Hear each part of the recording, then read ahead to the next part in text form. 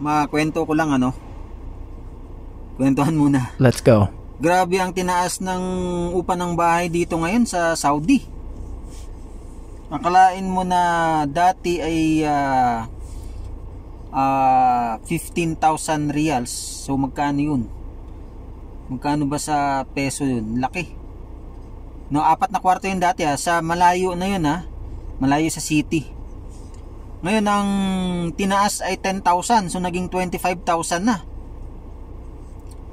So grabe ang tinaas talaga.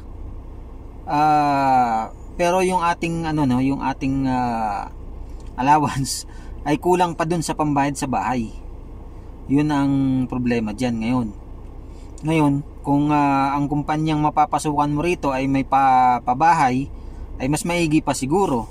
Lalo na kung couple kayo. Kung single ka, pwede ka siguro dun pumunta sa mga shared room. At least medyo makakamura. Pero kung couple, talagang maghahanap ka talaga ng share sa flat, no? Kasi ang buong flat na yon minsan mayroong 4 na room, makaswerte ka na nun ng 25. Merong 3 room, 25 din. So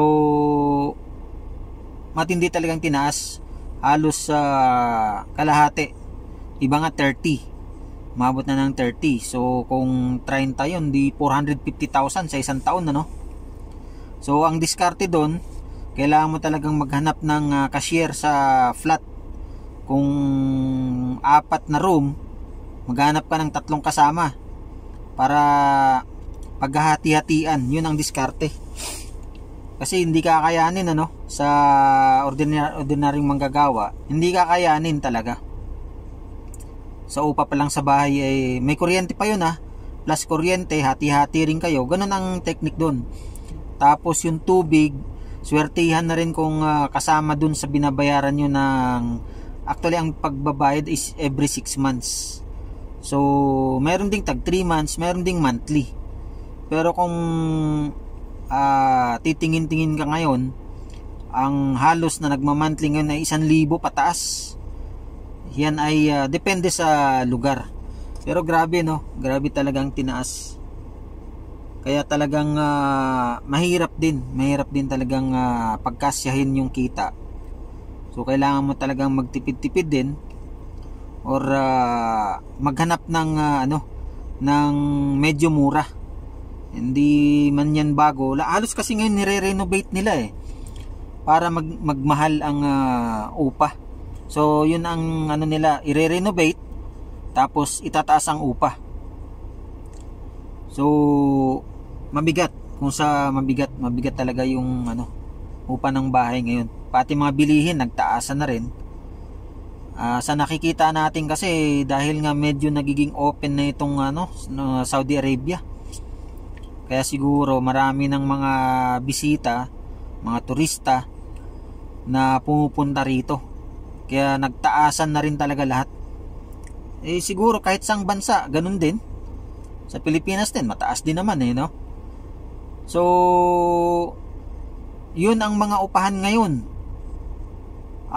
Kung kukuha ka ng isang kwarto, isang sala, tapos isang kusina, minsan makakatsamba ka pa ng 12,000 riyals. Sa 15, multiply nyo na lang sa 15. Kayo na mag-multiply. Ganun ang Pero maganda naman doon kung solo, isang kwarto, isang sala, isang kusina, CR. Solo kayo kung couple kayo. Ngayon, kung gusto mo naman makatipid, yun nga, maghanap ka ng isang flat, 3 rooms, tapos hati-hati. Yun ang discarding ngayon.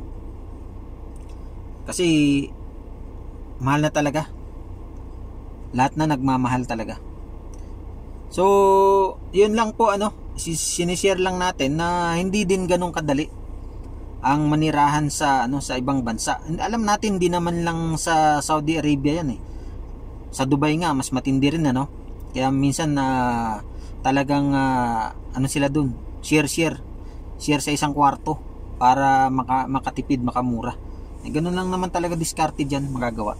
Yan po lang tayo, bigay lang tayo ng dagdag kaalaman dun sa lalo na sa mga gustong pumunta ng Saudi na hindi ganun kadali. Swerte-swerte kung magandang sweldo mo, di kayang-kaya.